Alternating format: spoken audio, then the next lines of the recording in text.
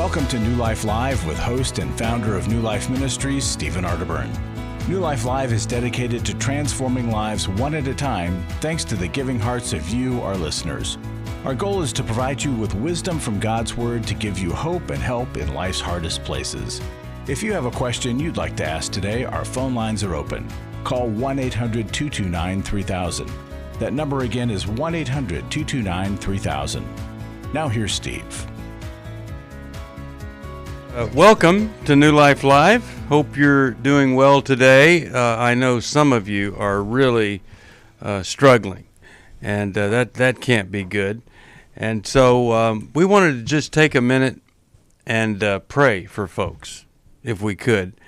And joining me today, Dr. Sheri Keffer. Sheri, how are you? I'm well. How are you? Except I can't hear, Sheri. We're having just all sorts of difficulties that you might be having there also. And we've got a really special, I got to tell you, a special guest today, Gary Chapman. And so we'll try to get all of our technical stuff worked out as soon as we can, because you're going to love it. It's all about blended families.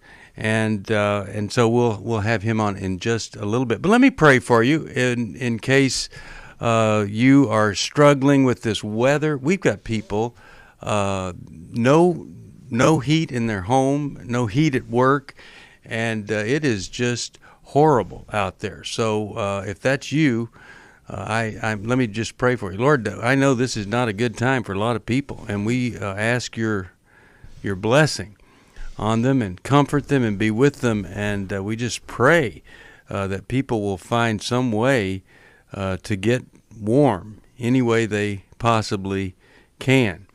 And we ask your blessing upon everybody that's listening, and may this be a day where people turn to you in time of need, and we're so thankful that they're listening to us today. In your name we pray. Amen. Well, I don't have any idea who's in California, but I believe Sheri's there. Aren't you, Sheri, there? I am. Can you hear me now? I can hear you now. Yeah, I have been getting texts and pictures from some of my friends in Texas. I mean, they have not had heat since yesterday, some of them, and some of them even longer. Can you believe it? Oh, my goodness. Pipes are bursting, and they can't get to their parents. They're elderly. I mean, it's just... So thanks for praying, Steve. You know, we do care about, we love you all. And when there are pockets of this country that are struggling, we are feeling it with you. Yeah. Well, after we go this break, we're going to come back, and you're just going to love our guest today, because I don't know of anybody that has a book that's impacted, helped, and provided more insight than this book by Gary Chapman. He wrote the Love Language book, and the 5 Love Languages, which is just an amazing book. And now we're going to be talking about building love together in blended families. And there are so many blended families. And my attitude has always been, which is true, it's usually not a very good idea. And that just may sound like a bad attitude. But when you look at what happens in these families, a lot of the kids feel like it's a hostile takeover or a hostage situation. And the parents, they're in love, and they don't really see what's going on here.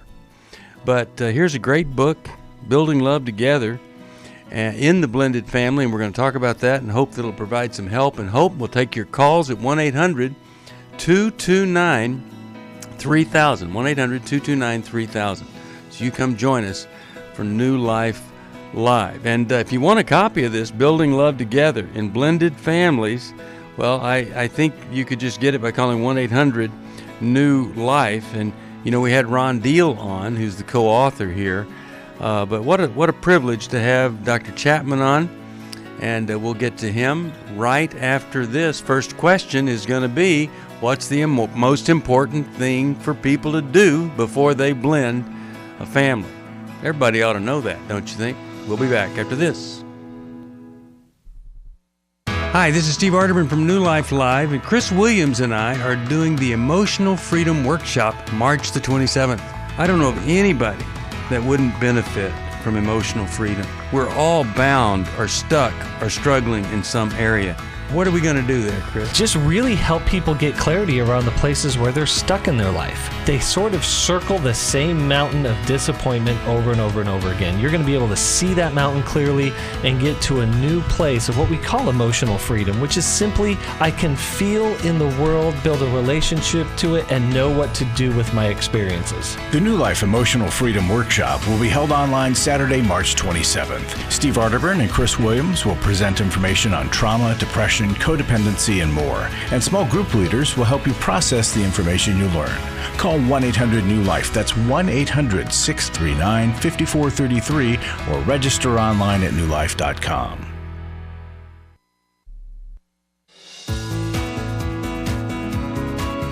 To find out more information about New Life or to order any of the resources mentioned on today's program, call 1-800-NEW-LIFE.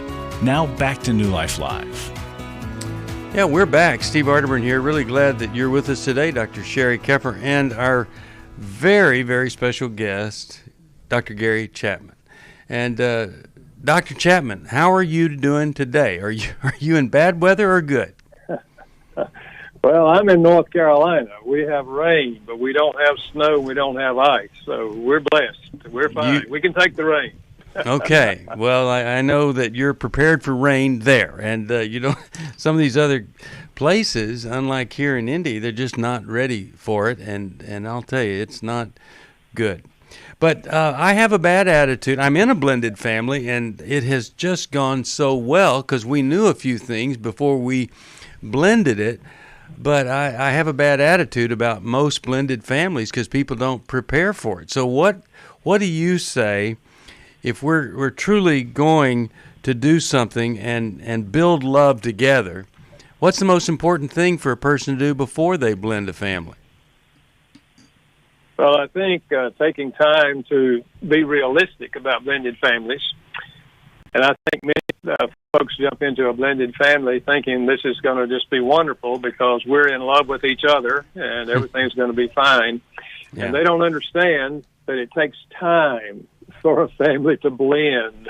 Mm-hmm. So preparation would be reading books like this book and others that are written on blended families to get a realistic picture of what you're going to face. Otherwise, you're going to be really discouraged in the early stages of things, I'm afraid, especially when there's stepchildren involved.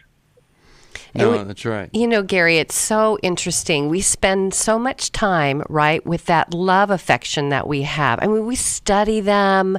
We think about what they might like. We focus our energy on them.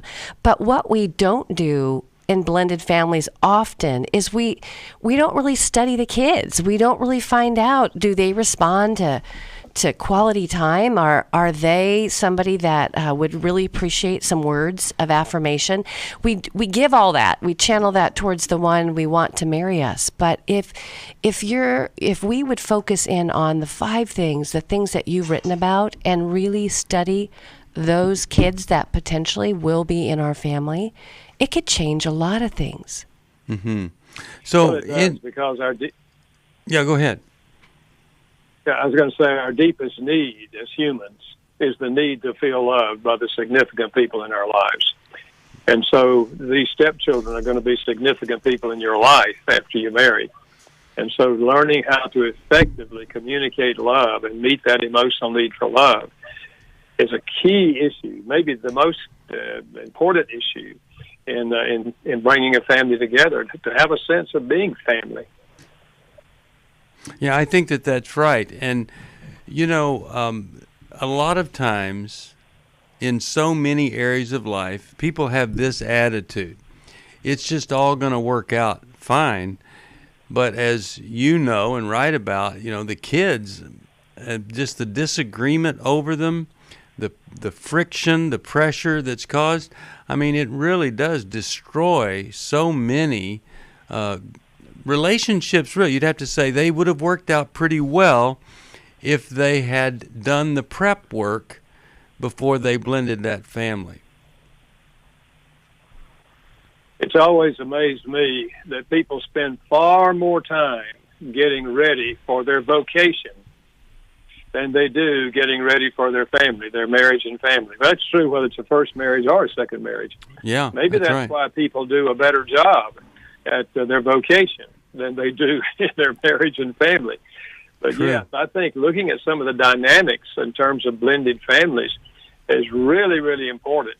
And we cannot assume that everything's just going to work out fine, because we're dealing with children who have a background and they have connections. Either they have a parent that's still living or they have a parent that's deceased, but they have a bond to other people other than the step-parent that's coming in. So, yeah, everything you can learn beforehand is going to make it easier for you when you do establish a blended family. Let's go to the negative, because I kind of have a bad attitude sometimes. What would be something you would say that would be maybe a reason not to blend that family, or to take step back, take a second look before you did it? Well, obviously, I'm not going to tell people you should get married or you should not get married. Yeah. But I would say be aware of the red flags that are waving, and don't ignore the red flags that are waving. If, for example, your parents, and I know you're older now, you're in a second marriage or contemplating a second marriage or sometimes a third marriage, if your parents see things in the other person and see dynamics there that you don't see, don't just brush them off. You see, when we're in love, we tend to be colorblind. Mm-hmm, that's right. We don't see the things. Other people can see them. If your friends say to you, now, have you considered this?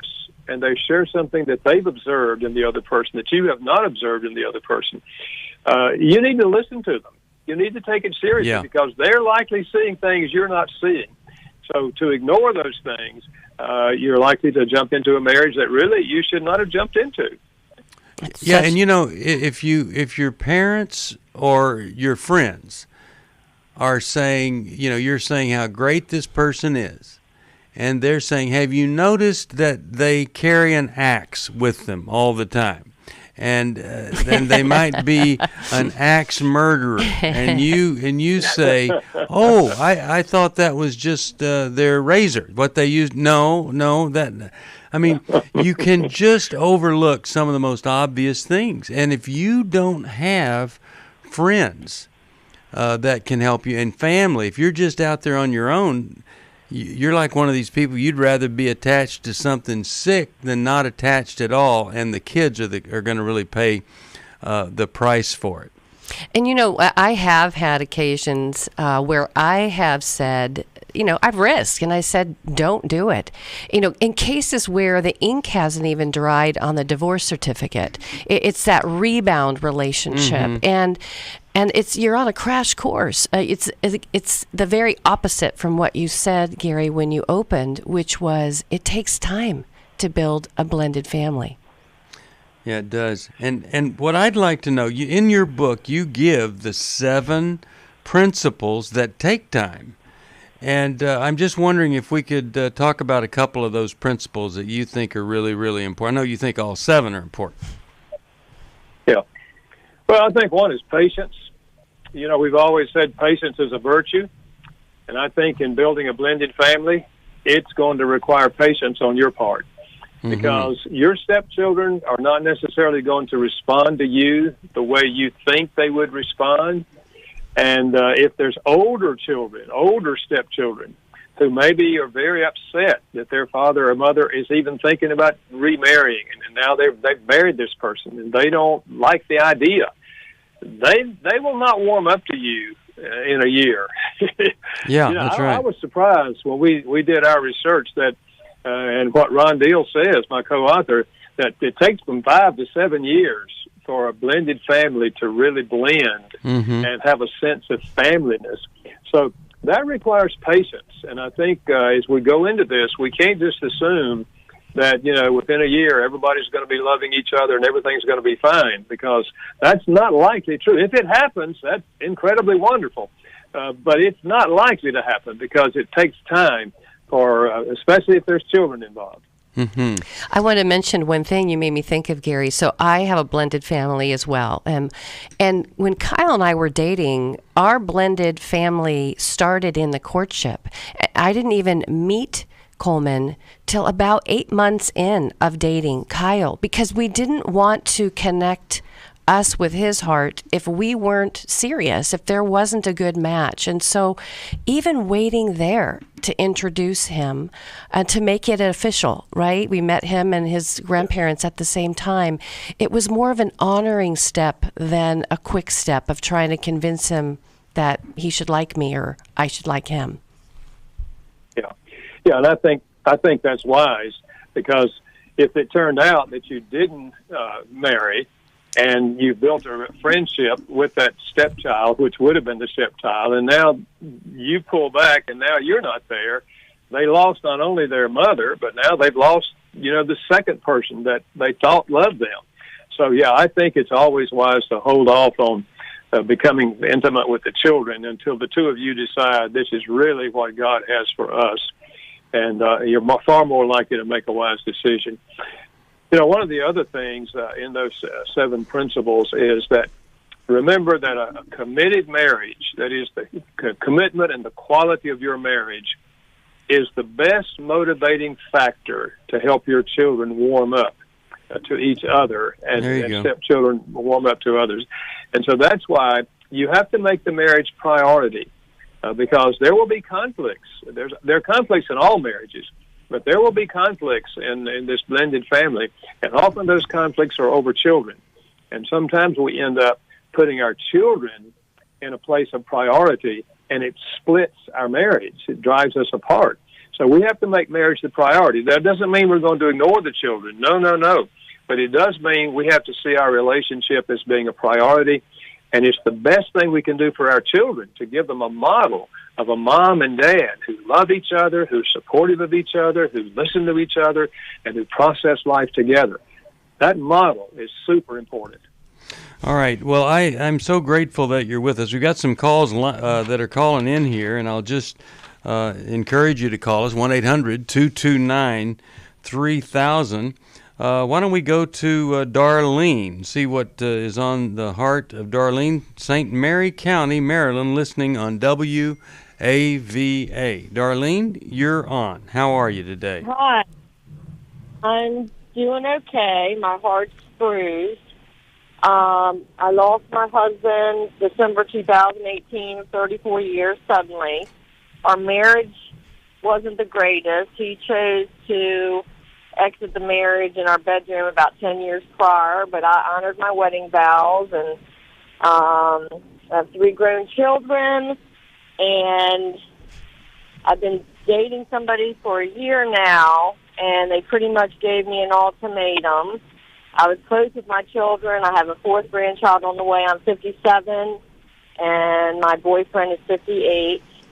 We are both in love. Taking it one step at a time, but this has been a big struggle to me that none of my children want to even meet him. And last summer, they basically gave me somewhat of an ultimatum and won't let me see my grandchildren, and, it's very hurtful. Now, did he give you the ultimatum also, and then your kids have given you an ultimatum? Is that, or was that? Did I mishear that? My kids last summer. My son did not come around for a year after my husband died. He's 34 years old, and he pretty much said, you sit on Dad's grave. You're this, you're that, and my boyfriend is he's been strong. We're both God-fearing people and want to do the right thing, and we've talked about it. We don't want to end the relationship because we are very compatible. Okay. So what is the question for us? What's the question for us and Dr. Chapman here? How could we help you? The question would be, at what point? My kids right now probably think that I'm choosing him over them, but they're grown. They have their own lives, good jobs, good marriages. I raised them well. but they think that I'm this terrible person. How could I do this? Mm-hmm. And they haven't sat down to talk to me, but they ignore me. Yeah. And at what point do I say, okay, this is my life? Because I'm hurt. I'm very hurt. But I don't want to give up the relationship because I didn't have the greatest marriage. Okay. I didn't have, Yeah. Okay. Well, we're going to get some insight. We'll hear Dr. Sheri Keffer, Dr. Gary Chapman, and I hope that this is going to be a blessing to you here. It's a wonderful book. We had Ron Deal on, the co-author, Building Love Together in Blended Families. That is the name of the book. And, of course, Dr. Gary Chapman's the author of the 5 love languages. And, oh, my goodness, how many people that has helped. But we'll see if we can provide some help, some hope, and some insight here to Darlene right after this. 1-800-229-3000. After I found the pornography on the internet, I said, you either get help or I have to leave this household. Every day, thousands of women discover their husband is struggling with sexual integrity. And since shelter-in-place orders have gone into effect, traffic to porn sites has skyrocketed. New Life's Every Man's Battle workshop can help. Every Man's Battle, I fought it the whole week with my wife. Within 2 hours, you could have opened a book. It showed me where my life has been ever since I was a little boy. The Every Man's Battle workshop can be a trip to the sexual addiction emergency room. During this time of social distancing, the Every Man's Battle workshop will be held online Saturday, March 6th. Find sexual integrity, accountability, and connection. Register now to reserve a place at the Every Man's Battle online workshop. Call 1-800-NEW-LIFE. He said, this may have saved my life. Every Man's Battle was a life-changing experience for me and a marriage-saving experience for me. Call 1-800-NEW-LIFE. 1-800-NEWLIFE.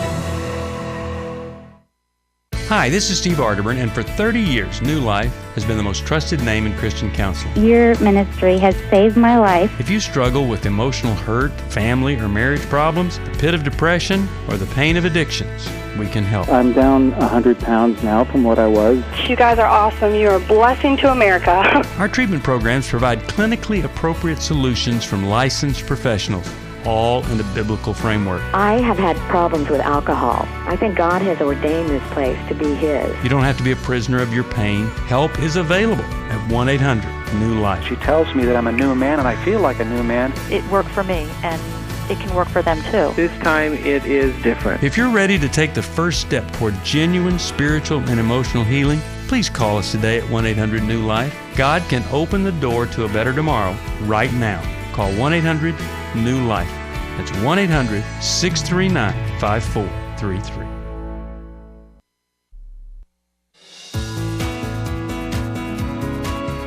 We'd love to hear from you. If you have a question or a comment, call toll-free 1-800-229-3000. Now back to New Life Live. We are back and really glad you're with us here today. We're talking with Darlene, and Dr. Gary Chapman is our special guest today. And as you know, we don't have a lot of special guests because a lot of people are not special enough to be our guest. No, it just has to be really important for us to want to have somebody other than our normal folks on. And this is an important book, and it could really save you a lot of pain and struggle. But here's Darlene and her kids. She says, I raised great kids, but they're saying you're not. If you hang out with this guy, even though you didn't have a great relationship with Dad, we're not going to let you see your grandkids. That's just horrible. So, Darlene, you still there? Yes. Okay. So, Dr. Chapman, what do you think here? What would you advise her to do if she came into your place and just sat down and said, "Here's the deal"? I think one of the things I would say is, would you give me permission to call your children and talk with them? That's really good. Because she's saying they're ignoring her. They won't talk to her, so she can't ask them the questions I would like to ask them, and that is why. Why do you feel this way about your mother and this man? Do they know some things about him that she doesn't know, or is it simply that they're still grieving?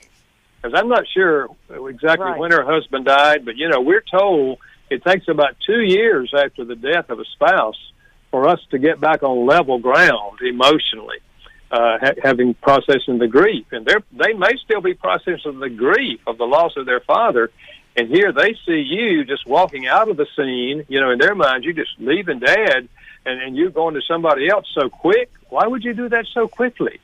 So I'd like to know what their real heart is, what the real reason is. And once I knew that, I could maybe help her understand why they're responding and feeling the way they are. Now, if they're open to her, she could ask those questions of them. Explain to me and listen to them. Don't brush them off. Listen to their reasons as to why they're feeling this way. Now, ultimately, of course, Darlene, you have to make the decision that you believe God wants you to make. But I think you need to do everything you can to keep the lines of communication open with your children. And they're making a pretty serious threat there. And all other things being equal, it's very unfair of them, ultimately, to make that kind of decision, that they're not going to let you see the grandchildren simply because you're going to be involved with someone else. So, but you may have to make a choice somewhere along the line. But the more you can do to talk with them about it and find out why and have some good communication, the more likely you can find some resolution to this.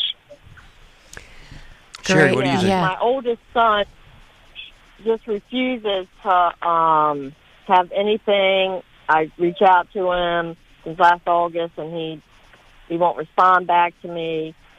Nothing.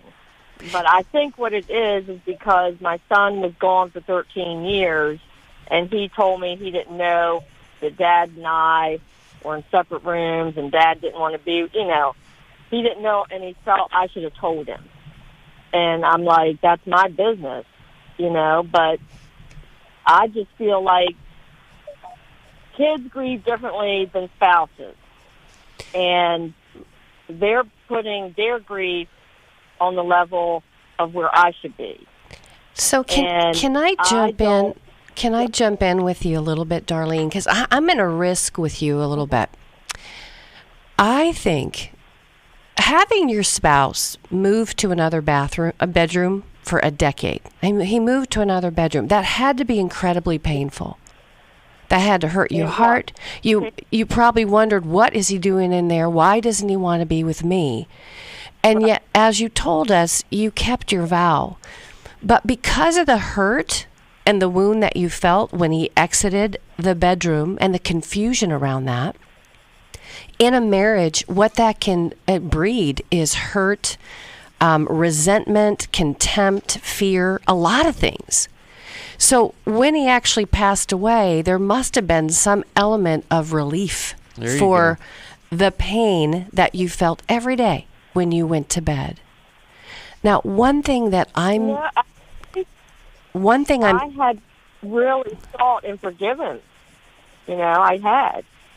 But let me challenge you. Let me challenge you. When a son says that you spit on his dad's grave, there might be some blind spots that you have that you don't even know are there. There can be, we can say we forgive, but we might have some resentment and some hurt and some contempt over the one that hurt us. And I think your kids are picking up on some anger that they feel from you. When a son comes and says, "Hey, I would have liked for you to tell me that," when you responded with, "Well, that's none of your business," how do you think he felt? Did he feel closer towards you or further away from you? I really didn't say it viciously. I was protecting myself because they were ganging up on me, but I said, you were gone, and when I would visit you in North Carolina, I wasn't going to tell you negative about my marriage with your dad. But as much, you know what you're doing, and I want you to hang on to me. You're defending. You're defending.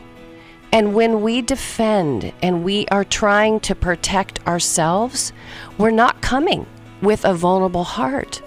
We're not coming in the spirit of openness. Kind of like Gary said, he'd love to hear their hearts because you got to mend the fence with your kids before you can even build a fence around the man you're in love with. We'll take a break. Come right back after this. For most of my life, I've been dealing with an opiate addiction. Why is opioid addiction quickly becoming one of our nation's biggest killers? Maybe it's because it isn't only those who are addicted who are in denial. We did what I see so many parents do, is it can't be an addiction. There's something medically wrong. It's impossible to solve a problem when you don't know what you're up against, and families will try to find any explanation except the one that will put them on the right path. Alcoholism and drug addiction is a family disease. It doesn't affect just the individual. If someone you love is abusing painkillers, know what you're up against. It's time to admit it's addiction and seek treatment. Call us today at 1-800-NEW-LIFE. We have Christ-centered partner treatment centers around the country. Call 1-800-639-5433 or visit us online at newlife.com. We just made a decision. We will do whatever it takes. 1-800-NEW-LIFE. I was really living a very anxiety-filled life. I did go to Take Your Life Back. That's why I continue to support the ministry with the hope that not only am I helping my own situation, that I'm helping others as well. You can help New Life Live stay on the air by joining Club New Life today. When you sign up to support us monthly through Club New Life, we'll send you the new member thank you gift of 7 books, including Conquer Worry and Anxiety by Dr. Daniel Amen, Healing is a Choice by Steve Arterburn, and Forgiving What You'll Never Forget and Change Your Thoughts, Change Your Life, both by Dr. Dave Stoop. Plus, there are ongoing benefits like access to the Club New Life video library, quarterly resources, free shipping on purchased resources, and discounts on workshops.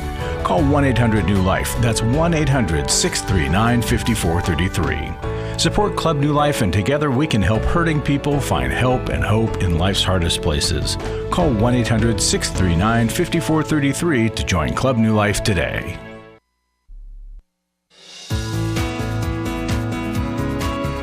We're glad you joined us for New Life Live. To be a part of the program, call 1-800-229-3000. Now back to New Life Live. We're back, and before we go to the next call, I want to finish up with Darlene there. Dr. Keffer, what else does she need to be looking at a little bit here? Well, hey, Darlene, I want to give you 3 things to focus on, and you might get off this phone and you might feel a little confused or shell shocked with me and what I'm picking up on, but I care about your heart. I know what it feels like to have a husband who's disconnected in the marriage bed, and I also know what it's like to fall in love again, and I want the best for you, which means connecting with your kids first, hearing their hearts. So I want you to meet with somebody, a counselor, and I want you to take a look at what the first thing is. Look at the hurt that happened in that last 10 years. I want you to challenge the notion of forgiveness, because I'm picking up on some bitterness, some anger. And then I want you, the second thing is to do some of your own work in letting that go in a deeper way than you've done so far. The third thing is I want to take Gary's counsel. I want you to sit down. I want you to get in with a family therapist. And I want you to tell your kids, I want you guys to know, I am committed to you guys and I want to heal your heart. I think I did some things wrong after the loss of your dad. And I need to repair with you. I want to. You're important to me. I'm going to pause my relationship. Doesn't mean you have to stop seeing him, but you say, I'm going to put a pause on future plans because you're important to me, and I want to spend some sessions with you hearing your heart and what you're concerned about. Because I want to close and I didn't. And I want to start a future with you guys positive, and I'm not. So I need your help. I think that's the way to go. And Darlene, I'm really glad that you called. I'm gonna just send you a copy of Take Your Life Back. I hope that will be helpful to you. And then I'm going to send this book by Dr. Chapman, because this is an example of your kids may be grown, adult, and out of the house. They're still kids, and sometimes they're still functioning like children, and they're hurt, and they haven't finished the grieving. And when Dr. Chapman struck out there with his first principle of patience, I think that's what you're calling her to, Sheri, is to literally be patient and do the right thing before this thing gets any worse. All right, 1-800-229-3000. But before we go to the next call, Dr. Larry Sonnenberg is in the studio with us. And Dr. Larry, you and I, we were on an amazing event. Yeah, we were. Our marriage workshop, 160 people there. And we heard about some miracles taking place on Saturday. Yeah, it doesn't get better than that. I'm just so proud of this ministry, and I love seeing what God is doing and how Holy Spirit comes into those groups, and people share what they never thought they would share, and it makes a difference. And so we got another workshop coming up a week from Saturday. It's called Restore. And real briefly, testimony. I was not excited to attend this workshop. I have so much social anxiety and dreaded having to talk with strangers in general, let alone about my deepest, darkest pain. For the first time since my life crumbled into pieces, I feel validated and understood. Words can't express how truly amazing that feels. This workshop helped me figure out where I'm stuck and that I still have so much to grieve. I've had lots of lies ingrained in my brain, and this has shown me that there are so many more lies than I thought were there that I need to work out. But I'm excited to have God help me with those things. I'm now equipped to process my anger and stick up for myself. So, twofold, that's what happens. Twofold, ladies. I know you need it. You know you need it. Give us a call at 800-NEW-LIFE. Let us get you into this workshop. If money's an issue, tell us you need a scholarship. We do not want money ever to cause somebody not to come. And folks, if you're listening, you hear and see what God is doing through this ministry. Please support it. Make a gift today. Join Club New Life. Whatever you can do, we'd appreciate it. We really would, and we've been so blessed, and just to be able to have Dr. Chapman on with this wonderful book, to me, is one of the greatest blessings ever. And if you want a copy of it, you call us, and I'll send you a copy, whatever gift you can give us, or you can order it, whichever one it is, because there's tremendous, tremendous wisdom here. I tell you what, let's do. Let's go to Liz from Napa, Idaho. KBXL is the station. And Liz, you're on with Dr. Sheri Keffer and Gary Chapman, the author of this wonderful book on blending families and getting them back together and building love in a blended family. How can we help you today? Well, we do have that book because our children are going through a similar situation, so thank you very much for that. Good. My question is, you're welcome. My question is, where and how can I find some relief? I have had many losses. I've had a husband that recently died. I had a son that died. I am newly married, about 2 years. I think much like the gentleman mentioned, I probably jumped into that too early, but I have realized now, I guess it just hit me like a brick wall that I'm losing also my current marriage. My husband has prostate cancer, so we're now a bit estranged sexually. He, has that going on. I had thought about getting a dog because I've had dogs prior to this marriage. And then I got to thinking, I would be harangued. I would be told how to have the dog. And I realized that I do not trust him. And I realize it's a loss that is compounded on all these other losses. And I feel raw and wounded. Yeah. Okay. Well, we hear that, and we're sorry for that hurt and that pain. Dr. Chapman, what do you say here? I mean, obviously things have not gone well here.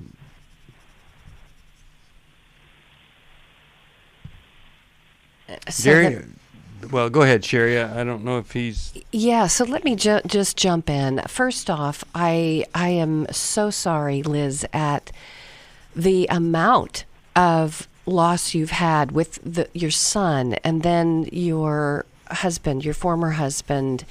And now there's a loss even in the prostate cancer. My thought to you, and I guess... what I heard you say is you may have stepped in too quickly, like we talked about earlier, to your marriage now. But the bigger issue that I'm hearing is control. That maybe you didn't see that your current husband might have some stronger tendencies to control. Or when you said harangue, what do you mean by that with the dog? If you were to ask for that, it wouldn't go well. Like, as if you've kind of lost a part of yourself in this second marriage. Yes, truly. I throughout the 2 years we've built a home, I have asked for certain things. I don't ask for a lot. But then he's very much a perfectionist, and like you say, I didn't really think of it as control. However, when I think about having a dog, I would be told how to train it, how to love it, it just would not be what I would give him. He is... he shines people on and then has different viewpoints. He does that with his children. I'm sure there are a lot of areas that have just been a major disappointment to you there.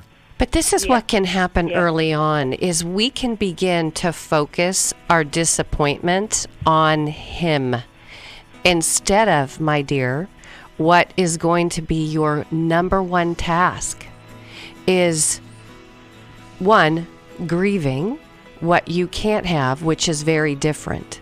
But two, truly learning how to hold on to yourself, how to be able to say to him, I can appreciate that you would want to tell me how to train the dog, but you know what? I'm going to take some classes and I'm going to get a trainer and I'm going to figure out how to do it on my own, because that's important that I learn how to do this since I'm going to be working with the dog. Do you see how that's about you and not about how he can squish you? We'll be back. I feel blessed to have had this opportunity for my needs to be met, connecting with other women who are fighting the same fight, hoping for healthy marriages and growing closer to the Lord on their journey. My name is Sheri Martinkus, and I want to personally invite you to the Restore Workshop. If you have been affected by betrayal, it might be that your husband has been looking at pornography, it might be an emotional, physical affair. I would love for you to come join us. I feel encouraged and hopeful that even in my struggle, I am enough. You will leave with hope, with a community of sisters ready to support you, and you will also leave with tools to move you forward on this journey. Through the sharing in our small group, I realize that I am not alone. Please don't hesitate. Pick up the phone, call 1-800-NEW-LIFE. I would love to see you there. The Restore Workshop is being held online Saturday, February 27th. Call 1-800-NEW-LIFE to find out more. That's 1-800-639-5433 or online at newlife.com. Hi, this is Steve Arterburn, and for 30 years, New Life has been the most trusted name in Christian counseling. I'm an addict, and I'm trying to get God in my life again. You seem to be able to get to the crux of a problem quickly. Our Christ-centered treatment programs can help you break free to embrace all that God has for you and your family. I just want to thank you guys for bringing me to a relationship with Jesus. There really is help for marital problems, depression, addictions, panic attacks, and feelings of hopelessness. I came back with so many tools to help me prepare myself to fight this struggle and this battle that I have every day. You can start living again today, living the life God intended for you. Help is available at 1-800-NEW-LIFE. They did care, and they did follow up very lovingly. and it made all the difference in my life. Call us at 1-800-NEW-LIFE. Someone who cares is waiting at the other end of the phone. God can open the door to a better tomorrow right now. Just call us at 1-800-NEW-LIFE. 1-800-639-5433. To find out more information about New Life or to order any of the resources mentioned on today's program, call 1-800-NEW-LIFE. Now back to New Life Live. We are back, and I'll send this wonderful book, Building Love Together in Blended Families. It is by Dr. Gary Chapman, and Ron Deal's the co-author. And before we go to another call, Dr. Chapman, you mentioned 5 P's of step parenting. And one of them, of course, is this P of pace. My sense is that this wouldn't just be a great book for blending families. It'd be blending 2 people. I mean, I think everybody ought to read it. We've got kids or not. But talk to us about this word pace a little bit. Yeah, I think the word of pace, we're saying you have to pace yourself. This is particularly with the stepchildren. Yeah. You have to pace yourself as you seek to build a relationship with them. We would like, as we move into a blended family, we would like just to embrace all the stepchildren. They embrace us, just like it was a biological family. But the biological family was together for years, and this is a new person now. You're coming in as new, and they're new to you. And so you have to pace yourself, even with the love languages. And we discussed this pretty thoroughly in the book. Let's say you know the child's love language, and let's say it's physical touch. And you say, well, I'm going to love this child, and they're going to love me. I know their love language. I'm going to give them a hug. And so the first time you hug them, they push you away and say, don't do that. And you think, what's going on? Well, they're not quite ready for that yet. They don't know you. They have an emotional bond to a previous parent, and here you are coming in hugging them. That's very intimate, a hug. You might have to start with fist bumps. And maybe fist bumps for 2 months. And then a little pat on the shoulder. And it might be some months even before they will let you embrace them and they will respond to you. So you pace your response to them based on how they're responding to you and give them time to warm up to you. So it's again, patience and pacing. They both go together. Well, we've said here many times, what a horrible mistake when you're thinking about marrying somebody who their attitude is, well, these kids better respect me, I'm your husband or whatever, versus thinking that we need to earn the respect of these kids. And it just, here's one more thing. If the person you're marrying isn't talking to his children or her children at all, and you think you're going to have a great relationship with your children, it's not going to work. And, before I got married, I saw how my wife had treated her boys. They'd already been through the Bible together and the Chronicles of Narnia by age 6. I mean, I was so impressed with that and the connection there that I thought this is going to be a great woman for me and for my daughter, and that turned out to be true. But if you're just blind, you can really get into big trouble. I'll tell you what let's do. Let's take one more call here, and let's go to, how about we talk with Ann, see what Ann has to say here. We don't have a lot of time, Ann, but I did want to get to your phone call before we're finished. How could we help? Thank you. I would like to know, I would like advice on what I can do to better show love to my son and his wife. They've been married about 8 years, and it's been quite a road. While they were dating for several years, she was like a totally different person to us. And after that, right before the wedding, oh my, she changed dramatically, including at the wedding. So I guess that they're doing fine, but the attitude that my son has toward my husband and me is horrible. It's getting worse. And I don't know, I figure we raise them the best we can, and then they have to be there on their own. So the problem is a growing distance between us and our son. And we've seen him like less than 5 minutes last March. They don't live far from us. And even he used to be a very loving, compassionate, kind-hearted person. He cared about family, not just me. This isn't all about me. It's about even extended family. He does care about his sister. All right. This is really not good. Dr. Chapman, any insight here? There are people that literally do flip and make a radical change there. Any hope for her, what you would suggest that she do? If she has contact with him, obviously, it would be to acknowledge to him any failure she sees in the back of her life. If she senses that there was failures along the way, apologize for that. Sometimes that is the first step. Yes. If she doesn't sense that, this may be a case of where, he is loving his wife, and his wife doesn't like you all for whatever reason, and so he's sticking with his wife rather than sticking with you. So I don't know. It's also my husband and the rest of his relatives. We went to over a year ago, right before COVID shut down, we went to a wedding of his cousins. They're all the same age. And those two sat at a table completely apart from everybody else. And I went over, I invited them even after. Yeah. Okay. We understand it's not good. And we don't need any examples how bad it is. So what do you think? I mean, I think you're right here, Dr. Chapman. He's just said, I'm going with her. And I don't know if there's anything maybe you could think of here, Liz, that offended her. Was there any event that you could look back on and say, maybe I didn't handle this well? I mean, that's the first thing. Liz, is there anything like that you can think of? Well, and let me jump in here. I'm not sure she can hear us, but, I've seen cases like this where a woman like this may have grown up in a family where her love needs weren't met, where she didn't get what Dr. Chapman talks about, quality time, words of affirmation, touch.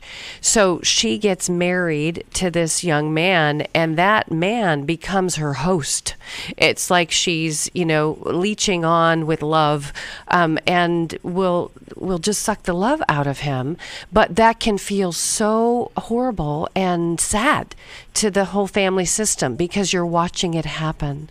And it as sad as it may be a period of time before he wakes up and starts feeling tired, weary, and alone, and seeks help for what's happening. But it may not happen until kids come around, right? Where this young lady has to divide her energies. I don't know, but we share in your loss. We are sorry about that. We sure do. Yeah. I'll send you a copy of this book.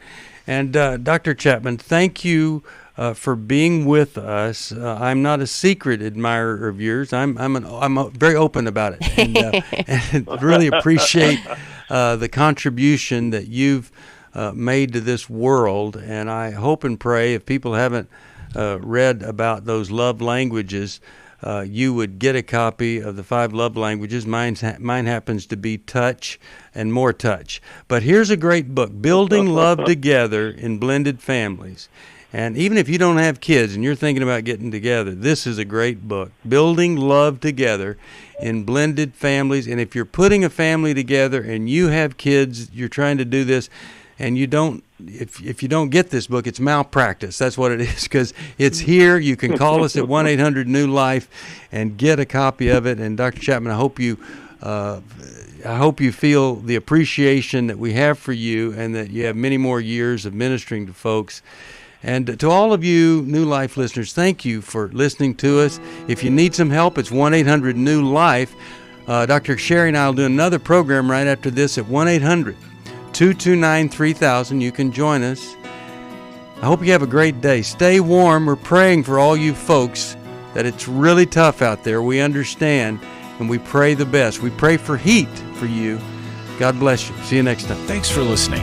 We hope this program has helped you by giving you insights for handling the challenges you face in your life. We want you to know that we're here for you, but you also need to know that New Life Live is a listener-supported ministry. To To make your donation or to get any of the resources mentioned on today's program, call 1-800-NEW-LIFE. That's 1-800-639-5433, or write to us at New Life Ministries, P.O. Box 1029, Lake Forest, California, 92609. Please join us again tomorrow for New Life Live. Hi, thank you for watching New Life Live. You know, New Life Live is a Christian counseling program where we deal with the hard questions about life, relationships, kids, free choice, freedom of will, whatever. It's all right there on New Life Live every day, every weekday, 1 p.m. Eastern, 10 a.m. Pacific. If you want to call into the live broadcast, you can find the schedule on newlife.com or click the social media link right below. You can see every episode of New Life Live on the New Life YouTube channel. Watch it with a friend, watch it later. Be sure to subscribe and hit that bell so you'll never miss another episode. So if you want to listen on the go, download the app. The link is right below. And I hope if you need some information, if you want to get some help, you'll call us at 1-800